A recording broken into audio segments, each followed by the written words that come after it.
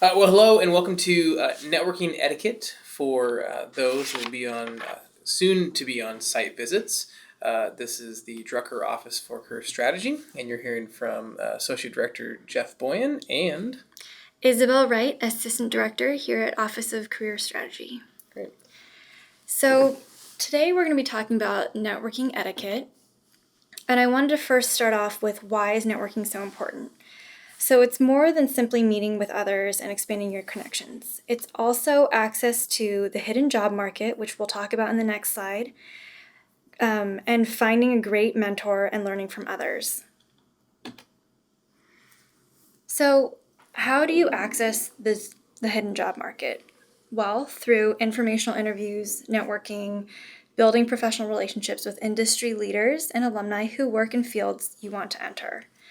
Did you know that 80% of jobs are never advertised? These jobs are filled by networking or informal contacts. To be a referral, you have to know people within the fields and industries you want to get into. There are many places that you can network, such as professional organizations, alumni mixers, and even referrals by family and friends. So in fact, you actually are building relationships and connections long before you even need them.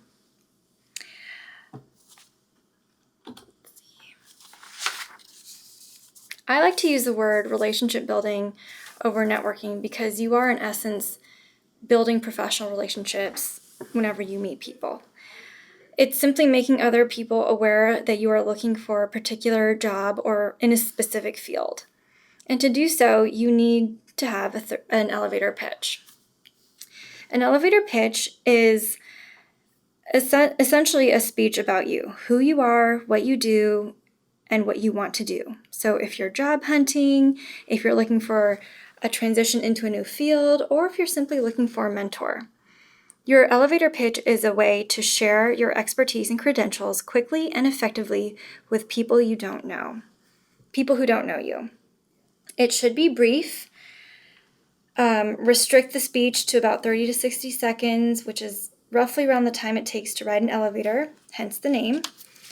And you don't have to include your entire work history or career objectives. You should, however, mention your goals, so you don't need to be too specific in the very beginning. An overly targeted goal sometimes isn't helpful since your pitch will be used in many circumstances and with many different types of people. But you want to remember to say what you're looking for. For instance, you might want to say a role in accounting or an opportunity to apply your skill sets to a new market, or to relocate to San Francisco with a job in this same industry. You want to also know your audience and speak to them. So in some cases, using jargon can be a powerful move. It demonstrates your industry knowledge, but be wary of using jargons during an elevator pitch, particularly if you're speaking to recruiters who may find the terms unfamiliar or off-putting. I also recommend having a business card ready. So having a business card is important, which you will all receive later in a few weeks, and as well as bringing a copy of your resume. I recommend not handing this out until the very end of your conversation unless the person you're speaking with asks for your business card. It's a great way to use these cards to follow up with the conversation that you've had with that person, perhaps offline, or in another setting after the networking event. It's also important not to speak too fast and to avoid rambling. Lastly, you don't want to restrict yourself to a single elevator pitch. Maybe you're interested in pursuing two fields or multiple fields, and you'll want to tailor your pitch depending on who you're speaking to. You might also want to have a more casual, personal pitch prepared for social settings. So where do you get your energy? Just a brief recap on the differences between people who prefer extroversion versus introversion. Those who prefer extroversion tend to focus on the outer world and direct their energy and attention outwardly. They receive energy from interacting with people and from taking action. Those who prefer introversion tend to focus on their own inner world of ideas and experiences. They direct their energy and attention inward and reflect on their thoughts, memories, and feelings. So, how does this affect networking etiquette? Well, there are differences in building relationships, and sometimes that requires individuals to learn and know how to flex based on the situation and context. So we'll talk a little bit about the two types of personalities, introversion and extroversion. Not necessarily introverts and extroverts, though the slides will state that. Realizing that everybody's different. And so we'll take these not with a grain of salt, but just keep in mind that you are going to not necessarily be exactly what we described. So let's start then networking tips for those that prefer extroversion. Ask open-ended questions. It's not all about you, so make sure that you're not just talking all about yourself the whole time. Here's some examples. How did you decide to make such a big career change? What was the process that took you from where you used to be to where you are today? I don't know a whole lot about the type of work that you're in. Can you tell me more about it? Now, when you ask that question, be careful. We'll talk more about it in a little bit. Don't do that if it's someone that you should know about. But if you're networking, you're developing relationships with folks, and you meet somebody that you don't know anything about or what they do, that's a good time to ask questions about what they do and how they got to that place. If it's an organization you should know a lot about, make sure that you do your research, as we'll talk about here in a bit. By prompting the other person to give an in-depth response, you put the focus on them instead of actually just having a monologue, which sometimes is not super helpful because then it can easily become all about you. Create really just opportunities for genuine connections. Eye contact, body language, make sure that you're attentive, you're not having crossed legs, your arms aren't crossed, you're more off-putting than you are kind of open and receiving to those relationships to develop. Don't let your focus wander. Are you often aware of what's going on around you? How are you at reading a room? How are you at being in conversation? Are you easily distracted? Things to be aware of. Beware of this tendency. If so, here's some things that you can use to your advantage. If you notice someone looking for a group to join, bring them into the conversation. Just invite them in, even if you don't know them, especially I might say if you don't know them, ask them to be part of your conversation. They may be someone that eventually leads to you making a connection, or even they're the person that hires you for your job. If you hear another group talking about something that's relevant or interesting in your new connection, merge the conversations, bring them together.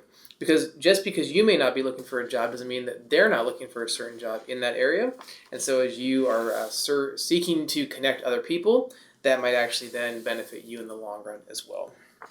Be careful to always stay focused on the person in front of you rather than appearing to search for better conversational partners or opportunities to escape.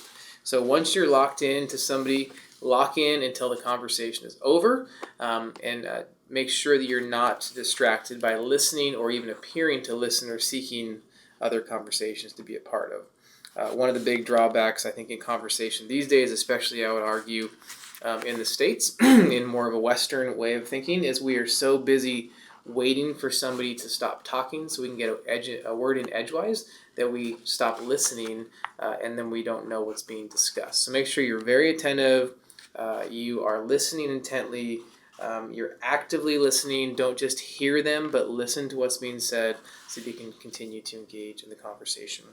Seek out a variety of people to speak with. This is going to bring you energy, so it's probably easy, second nature for you, but make sure that you're out there to talk with lots of different folks. Don't just stay focused in one area. I would also say, even for the extroverts, I would say don't just hang out in the corner. I mean, sometimes I had my one conversation with the one person I wanted to talk to. Don't limit it to one person. Don't limit it to two people. I would engage with as many people as you can. And then the best thing to do for networking is to pay attention to the people that are speaking with you and how they're reacting. Going back to reading the room, can you read not just the room, but can you read other people? Do you understand how you're being perceived and so forth? And if it's perhaps negative, make sure that you can make those appropriate adjustments. And then on to the introvert advantage. For those who prefer the introversion side of things rather than the extroversion side of things, be you. We hear it a lot, you be you, and that's cliche, but at the same time, it's true. Don't try to replicate or be like the person who may get their energy from being more outgoing, more the outside external world. If you have a preference towards introversion, be who you are. It's going to be best. You're going to be more genuine, and people will notice that. There's nothing wrong with feeling more comfortable in smaller groups. So if you feel more comfortable, even more maybe secure, safe in smaller groups, then limit it to smaller groups. Again, don't try to engage with everybody. Know your limits and then work within them. Use that to your advantage, actually. Find 1 or 2 people you can really connect with and build relationships with, because those might be the relationships that lead to the next job that you ever obtain. And even if those folks aren't the folks that end up giving you your first job, they might be able and willing to connect you to somebody who is willing to connect you to somebody. You never know where these connections might lead. Redefine your approach. Look for scenarios where you can meet people in intimate settings, invite people to small groups, cup of coffee. If you're not into the big kind of career fair settings, then, find other opportunities. Do more connecting through like smaller meetups where it's more intimate. So at CGU, at the Drucker School, we partner with some of the Claremont colleges, and maybe you've been a part of the finance and accounting meetups or even the consulting meetups. It's not this huge, overbearing, intimidating career fair. It's more of a meetup. Take advantage of those opportunities. Invite people to those one-on-one scenarios, like I said, over coffee or things of that nature. Ask for a warm introduction. If you know people who know people and you want to know those other people, ask your closer connections if they would be willing to introduce you to them. And you will have to, at times, force yourself out of your comfort zone. Create a goal. I want to meet this many people by this date. You'll never hit the target if you don't know what you're aiming at. So what is your goal specifically going to be? If you know somebody that's a part of a group, ask to be part of that group. The worst thing that's going to happen is they're going to say no. The best thing is they're going to say yes. And you never know where that could lead. Even if they say no initially, you've probably heard one of us say this before, but be professionally persistent. Keep at it. The door was closed. Well, did you try the handle? Oh, the window was locked. Well, did you try to open it up? Right? Did you bang it down? Work hard. Be tenacious, but be professional at the same time. And if all else fails, outsource. Right?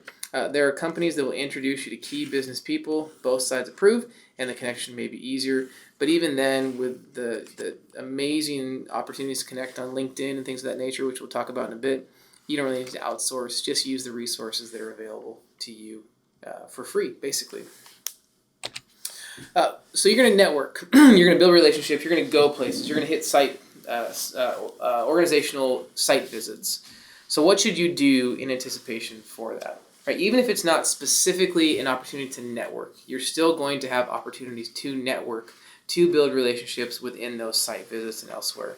So here's some things to consider before you even go to these events. Do your research. What's happening in the industry? What's happening in the field, the local area? What's happening with this organization? Are you, if it's financial, are you following the markets to see, are they IP, right? Are they publicly traded? So what are the current trends happening, and how can you add value to those trends? How can you let it be known that you are fully aware as much as possible what's going on within this or those specific organizations? As was talked about, get your elevator pitch ready. Be ready to present it to anybody, anytime, anywhere. I oftentimes will say, I will talk to anybody who will listen to me. You never know where those conversations may lead. So are you prepared at any time with anyone, anywhere? And then think of potential interesting, insightful questions you can ask, as we talked about. Do you have a go-to question that's that one kind of launching pad question that kind of leads you into further conversations and actually invites other people to want to know more about you by way of asking questions about them? At the event, when you're on these site visit tours, when you're talking with employers, when you're just even walking through the hallways and maybe you see an employee that may not necessarily be part of the visit or the tour, what are you going to say? How are you going to engage with people on those location visits? Every person's different, as we've talked about, in their networking styles. So take time to get comfortable with you. Take time to get comfortable with other people. Here's some things to do, and then I want to give you some things not to do. Ask meaningful questions. We talked about that. Do research. Be prepared to present information. I would offer identify pain points, right? What's an organizational pain point? What's a problem happening in industry? And what's a potential solution that you might be able to offer to that pain point? Here's some things not to do. Ask the other person about their background, work advice. Okay, that's fine. but do not ask for a job. We're playing the long game here, right? So slow is fast. If you go straight for the jugular, it's not oftentimes, if ever, going to go well. So take things slowly. Think about any relationship you're in. You don't get to know them right off the bat. It takes time. Same thing with opportunities for employment.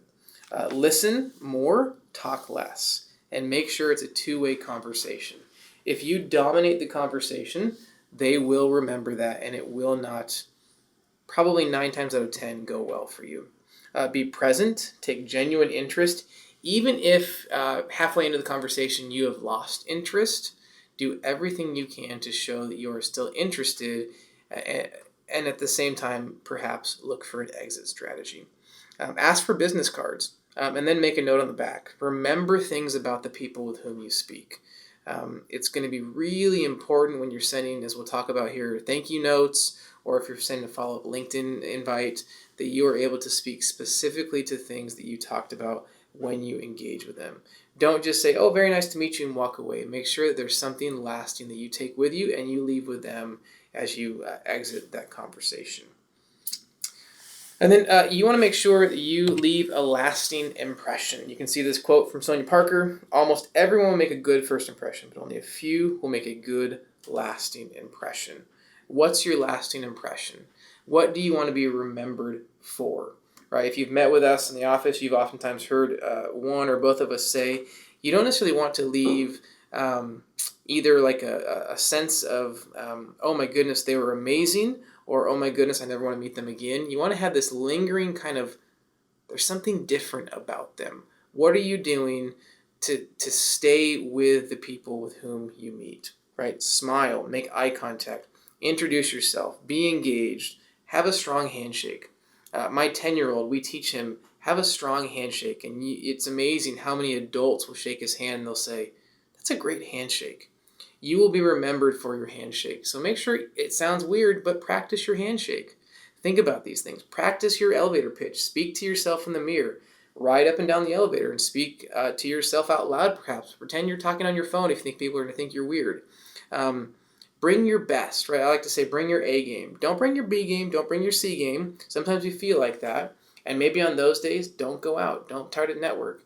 But if you are, like if you're going to site visits and you're not feeling great, make sure that you do everything you can to bring your A game. You want to engage with positive energy and leave a lasting impression. When you network in person, your goal isn't to make a grand entrance, but you want to leave, and I love this, you want to leave a wake of happy people behind you, thinking to themselves, again, wow, that person is very interesting. What is it that's so different, and why can't I forget them? Why can't I get that conversation out of my mind? Because those are the lasting, I think, more meaningful connections that are made. So with making a lasting first impression, you want to be your own publicist. Make sure you're prepared to give a 2 to 3 sentence introduction. Beyond just giving a rundown of what you do or what you might be interested in, you should be talking about things that make you stand out or that might make someone interested to learn more. You might also want to make a list of exciting things that you can share with others throughout the event, like interesting clients or projects you were working with or working on, or perhaps a fantastic book you just read. You don't want to throw all of them out rapid fire to everyone you meet, but having a few interesting points prepped will give you something to talk about during your conversation and help have that flow organically. I like this slide because a lot of times students ask, well, how can I make these conversations and show interest? And it's exactly what the quote says. If you want to be interesting, be interested. So similarly, to make conversations, you have to ask questions, thoughtful follow-up questions. In this kind of networking setting, it is how you build rapport and discover common ground. While you may want people to remember your business, being remembered as a brilliant conversationalist certainly isn't a bad thing. It's important to ask questions that get the other person talking. Yes, it's true, people do love to talk about themselves, but a good conversation is a two-way street. If all you do is ask questions, what do you bring to the table? You want to create value and contribute from your experience as well. For some good thought-provoking questions that go just beyond So what do you do? Perhaps taking a browse at some of these books might be helpful, like How to Win Friends and Influence People, as well as How to Work a Room. You also want to show interest. This sounds simple, but it can be easy to forget when you're nervous. While you're talking to someone, look into their eyes, not just around the room. Smile often, laugh at their jokes. People love to get cues that what they're saying is funny and interesting, and by genuinely showing interest, you'll put them at ease. Another great way to show your interest is to ask thoughtful follow-up questions. So, if someone tells you that they just got back from a trip, don't just say, "That's great, lucky you." Ask, how was the trip? What types of activities did they do, and what made the trip so memorable? Now, Jeff already talked about this, but collecting cards and making notes is an important key component to networking etiquette. The cards you give out aren't nearly as important as the ones you take in.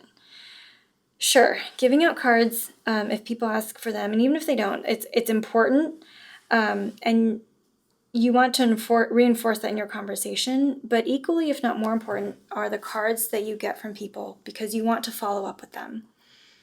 And actually remember to follow up with them. You'll also want to have a pen handy and take some brief notes on the back of their cards, because this will help you remember them and remember something that you guys talked about during that conversation. It's also a great opportunity to make a commitment and keep it. So oftentimes in conversations, we agree to do something like make an introduction or follow up and send some more information, but then we fail to because we forget. But with having a stack of cards with notes on the back will help you remember kind of what you guys talked about in that meeting when you guys met, and help you with your follow-up. So after your networking event, after your site visit, after meeting an industry professional or someone who might help you in your career, I recommend sitting down the next day and sending a brief email to everyone you met. Let them know that you enjoyed meeting with them, follow up on anything you guys discussed at the event or the site visit, and then make it personal. Make it perhaps maybe share an article that you thought they might like based on your conversation, or if you guys chatted about your hobbies, mention something about that. This little extra effort can be just what it takes to start a worthwhile relationship. Remember that building a network is about creating a genuine, caring relationship. Thank them for the connection and the information that they were able to share with you, and share any knowledge you feel would be useful for them as well. So Jeff touched on this a little bit about networking mistakes, and I'm just going to go a little bit further in. It's important to, aside from the bullet points on the slide, it's important to not neglect the power of face-to-face contact. So there's no substitute for getting out there and introducing yourself to people who might know someone who's hiring. I recommend going to at least 2 to 3 meetups a month if you can. Bring your business cards and introduce yourself to industry professionals and alumni if it's an alumni mixer. Don't be shy, even if you aren't the most outgoing person, or it's hard to kind of introduce yourself in the beginning. Talking to one or two strangers at these meetups and finding a common ground can actually lead to a worthwhile, lasting professional relationship. Also, another networking mistake is expecting too much too quickly. These things take time. Getting to know your contact and seeing what skills or services you can provide to that person is very important. Try not to think about what they can do for you just yet. The goal is to broaden your network and make meaningful connections so that they can help you later on. So start networking early. Don't just start when you already need a job or are looking for something as looking for something in the short run. Go ahead. Some more networking no-nos. There's lots of them. We could keep going for days, so we'll just list out a few. Don't eat a lot of appetizers. If there's food around, it's more important to talk than eat. It's easy to hang out in the corner and just snack on the latest quiche or the latest scone, as delicious as they are, you're not there for food, you're there to connect with folks and to potentially, at some point, hopefully, get a really good job that pays a really good salary. If alcohol's around, same idea. If it's okay, it's acceptable to have a drink, that's fine. Don't get drunk. Don't make a fool of yourself. If you think about it, if someone was recording what was happening during these networking events and you played it back the next day, maybe to you might not be as embarrassed. Maybe to your friend, you might not be embarrassed. But think, what if it was showed to your mom or your grandparents or potentially the person with whom you're having your final interview for at that organization? Just don't do things that you're going to regret later on. Don't use your shake hand for eating or coughing. This seems really simple and yet, and probably common sense, but at the same time, when's the last time that you did this? Probably much more recently than you'd like to admit. There's simple little things you can do. Napkins, cough into the napkin. I mean, this seems silly to talk about, but at the same time, it's really important. Someone might watch you eating something or sneezing or coughing, and then you go to shake their hand, and it kind of leaves them feeling like, what do I do? Do I not shake their hand? Take that out of the equation and make sure that you're conscientious of what hands you're using to eat, to cough, and so forth. Again, don't be a wallflower. You're at a networking event, you're at a site visit to talk with people, to learn about people. So in order to learn and talk with people, you have to what? Talk with people. So talk with them, even if it makes you feel uncomfortable. Get all your energy and kind of just the ability, the gall to kind of get up there and talk with at least 2-3 people. Set a goal. I'm going to connect with this many people, even though it might be challenging. You can do it. If you need help, come see us. We would love to be able to walk with you and kind of help you think about, how do I connect with people when I don't feel comfortable doing so? And then don't look over the person's shoulders to scan the room, right? You're having a conversation with somebody. We've talked about this. The person with whom you're talking is the only person that matters at that moment. Let them feel like they're the only person that matters to you in the conversation. So those are opportunities to talk about live networking. Okay. You also, prior to, after, and even during, you have an opportunity to build your personal brand. LinkedIn is, I think, the greatest tool, invention, whatever you want to call it, that has come to this landscape, the networking, the business, the job-seeking landscape that we have seen in, I don't know, who knows how long, but it's an amazing tool, and we have an opportunity to use this to our advantage. Right? If you've come to see us, you've heard us say that if you apply for a job, people are going to look you up online. So we want to come here and say, just make sure that you are giving them as much opportunity to see the best parts about you and your professionality as possible. There's no better way to do this than have a really well prepared, a shiny, if you will, LinkedIn profile.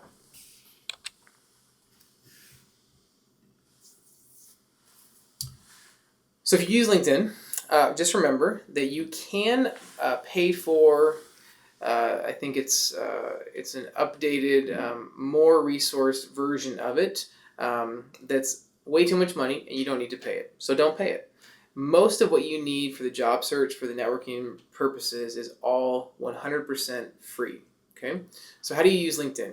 Optimize your professional profile, right? We'll talk about some specifics with that. Connect to alumni. We'll talk about some specifics with that. Follow companies that interest you. If you're applying for a job at a company, make sure that you follow that organization on LinkedIn.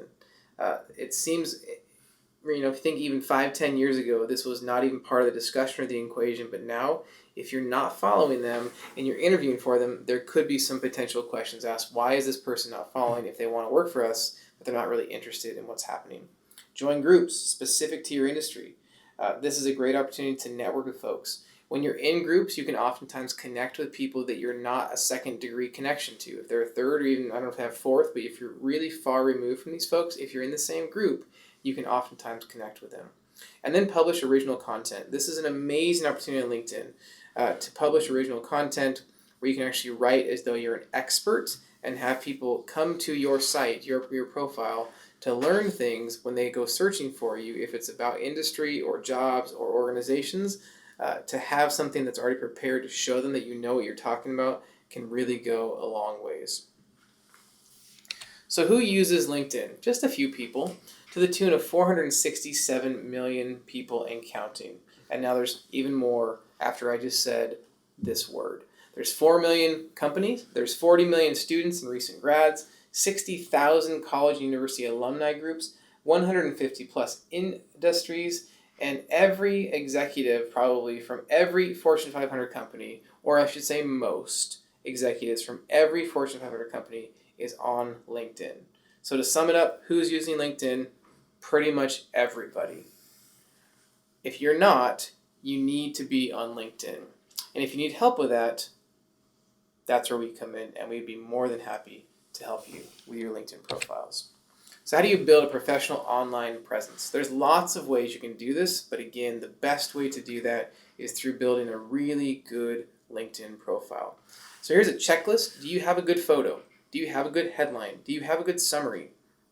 The research has indicated that those who have these three things, a great photo, a nice headshot, which we'll talk about here in a bit, they have a great headline, and they have a great summary. In addition to all of that, with a back photo behind your actual headshot, you will be viewed somewhere between 30 to 40% more than those that lack these things.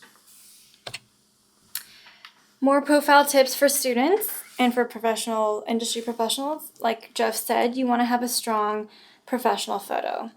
This is a silly, simple example, but it showcases key points. A strong heading, even a little witty, with the shaken not stirred comment, if you guys seen the James Bond movies. As you can see, he has 500 plus connections, and while we can't see the summary, let's assume that it includes keywords and information about his education and experience. Let's also assume that he has included volunteer activities, affiliations, and projects, since we obviously cannot see his whole page.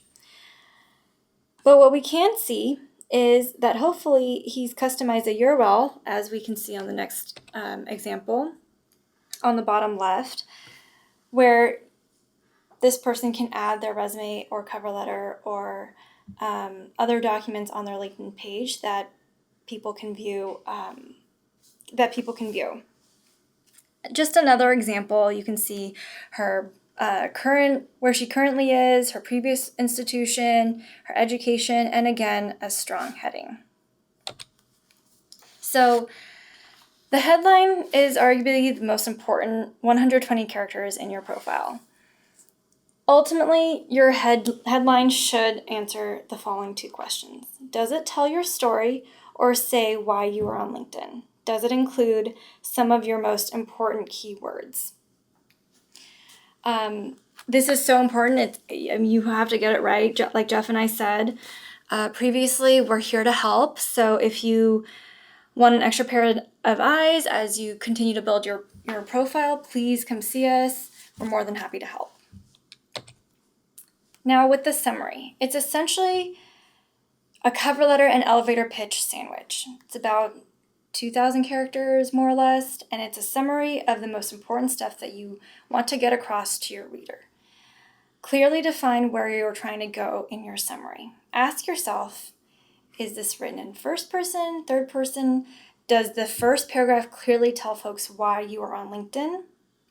Does it include some of your most important keywords, as I said?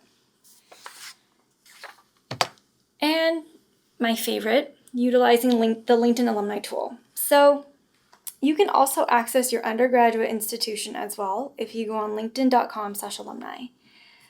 The important thing here is that when you connect with someone, you always want to send a personalized note introducing yourself and stating why you want to connect with that individual. So overall, what is the ultimate purpose and goal? What better way to connect with individuals and industry professionals than your own alumni, your own alma mater? And as you can see on this slide, there's about 3,200 alumni with the Claremont Graduate University institution attached to it. From here, you can see where they live, where they work, what they do. I recommend connecting with individuals and sending them a personalized note because one of three things could come out of this. One, the individual you're trying to connect with doesn't accept or respond your message, in which case you move on to the other 3,000 alumni to connect with. Two, the individual connects but does not reply to your message, in which case you can then see their contact information on their profile page and send them a follow-up thank you note via email. Or three, the individual connects and replies to your message, in which case, happy networking. Follow through and follow up with action plans on next steps.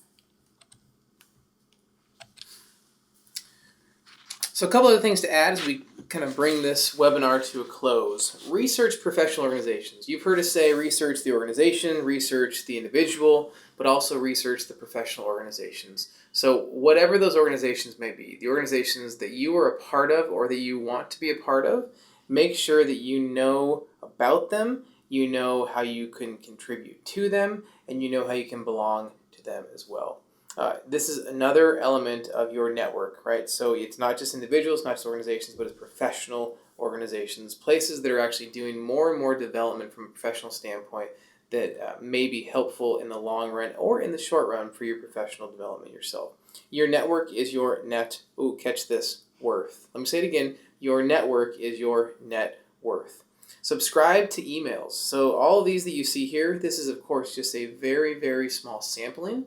But use the power of subscription to email listservs so that, again, you're in the know. So if you want to know what's happening in a specific organization or industry, follow them. You can see these here. There's all sorts of resources out there. If there's organizations that your faculty have said you should be a part of, then join those organizations. Oftentimes, as students, you get a student discount for the first year. Take full advantage of that. Some might cost hundreds of dollars for an annual membership if you actually not just want to research them, but be part of them.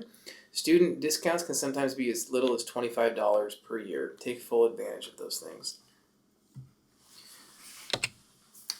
So additional networking tips. You've gotten a lot, but here's a few more. Meet people through other people, right? Who do you know that knows somebody that you need to know?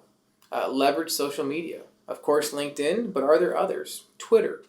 Instagram, maybe even Facebook. Maybe not as much Facebook, but I would say for sure Instagram and Twitter. These are areas that are typically open to the public unless they're a private account, and you can actually communicate directly through those tools. Again, don't ask for a job. Play the long game. Slow is fast. This is a slow cooked meal, and the longer it cooks, the longer it steeps, the better it's going to be. Use your resume as a tool for advice, right? What do we mean by this? It's another easy yet highly effective way to network during the job. Just ask people for help. Hey, would you have an opportunity to take a look at my resume? Someone that you may have met. Hey, I'm really trying to break into the industry. I've been working on my resume. I've met, of course, with my Office of Career Strategy. I met with Isabel Wright, who was, of course, amazing, and she helped me tremendously. But I'm just curious if you might be willing to take a look at this because you've been in the industry for so long. So what you're doing there is you're asking them for their expertise, you're asking them for advice, but you're also getting your professional background and experience in front of them without having to say, hey, can I send you this so you can see how awesome I am? Let them decide how awesome you are by simply asking for them to take a look at your resume and offer advice. And then lastly, don't take up too much time. Everyone is busy. You ask them how they're doing, busy. It's either fine or busy. And there's obviously a lot more to those statements, but knowing that we're not fine oftentimes, but we're always busy, you want to be very conscientious of how much time you're asking. So even in your correspondence, acknowledging the fact that people are busy, simply send an email or a note or even a phone call. Hey, I know you've got a lot going on in your professional world and your private life. I would really appreciate 5 minutes. If you have the time, that'd be great. If not, I totally understand. But if you did, I certainly would appreciate spending some time to pick your brain, to ask you some questions, to get your advice, your keen insights. Really play up the fact that you're seeking their expertise. They're the ones that know the things that you need to know, or they know the people that you want to know. But again, don't take up too much time because people don't have a lot of time to give sometimes. Let the other person speak. You've heard a lot from us. This is obviously not what you should be doing in a networking opportunity. Let the other person speak. We have the floor right now, and if you've made it this far in the webinar, you've been listening to us talk the whole time, and even then you said, man, that's a lot of words. It is. Sometimes when you're talking to other people, they may feel the very same way if you're not conscientious of how many words you're using, how much time you've taken up. Okay, present a success story. Not just, hey, I graduated from college with, 4.0. Isn't that awesome? but other things. How did you actually identify a problem with an organization, maybe in an internship, maybe in a full-time job you had, and how did you come up with a solution? What part did you play in that solution to the actual problem itself? And then ask for suggestions. One of the greatest things you can do is at the end of a conversation with somebody is say, who do you know that I need to know? Or who else do you think I should connect with? And if they give you names, it's entirely appropriate to say, would you be willing to connect me to them? Because I think I'd really learn from them, or I'd like to meet them, or I'd like to ask them some questions. And then, of course, obviously, you want to make sure that you say thank you. Find a reason to follow up. So if they've connected you to somebody, make sure that you follow up. Hey, thanks so much for connecting me to so-and-so. I really appreciate it. We had a great conversation. I wouldn't have been able to do that if it weren't for your willingness to connect us. Thank you. There's always a reason to follow up. Check in with people. If they've told you things, you've written that information down in the back of the card, maybe they have a big project one week, or maybe they're transitioning to a new job or moving to a new city. Send a note and just say, hey, how'd the transition go? Anything I can do to help? I know some folks in that new city or at that new organization. Would it be helpful if I connect you to them? Ask questions. They might very well come back and say, you know what, hey, thank you, but no, I don't need any help right now. But at least you provided an opportunity to get back in front of them so they remember that conversation that you had. And then again, use your online presence for good, not for evil, right? So if there's things that are up there online, as we'll talk about in this next slide, make sure that you have cleaned it up. You are who people see you as being online. Perception's reality. So if they perceive you to be certain things based upon information that's been posted, that's what's going to stick, right? We talk about first impressions. We've talked about first impressions. Sometimes the first impression is not even in person, but it's from what they see online. Make sure that you clean up your online footprint. You want it to present the best possible version of you as you can. It's super, super important. It could be all the different social media platforms: Facebook, Instagram, Twitter.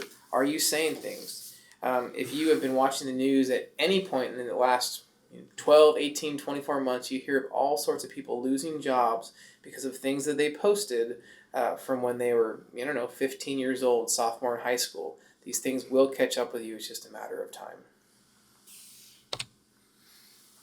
And then lastly, everybody loves a good alliteration. The P's of successful networking: positive attitude, proactive, polite, and professional. And I would even add here another one: persistence. But again, piggybacking on the previous one, professional persistence. It's not just what you do, but it's also how you do it. And it's not just what you say, but it's also how you say it. So that's all we've got. If you have questions, here's our email addresses. We are located in Burkle 121 and 122. Set up an appointment on Handshake. Email us. Just drop by. Oftentimes our doors are open and we're more than willing to meet with you on the spot. If not, we'll schedule an appointment. But we are here really to do all we can to help with your overall professional success. If you have any question, come see us. We would love to see you in our office on a weekly basis to talk about all sorts of things. We exist, our office is here to help you get good jobs, and that's what we love doing. So with that said, thank you so much for sticking to the very end. And we'll be here. Email us if you have any questions. Come stop by, see us, and hope you guys have a great rest of the day. Bye. Take care.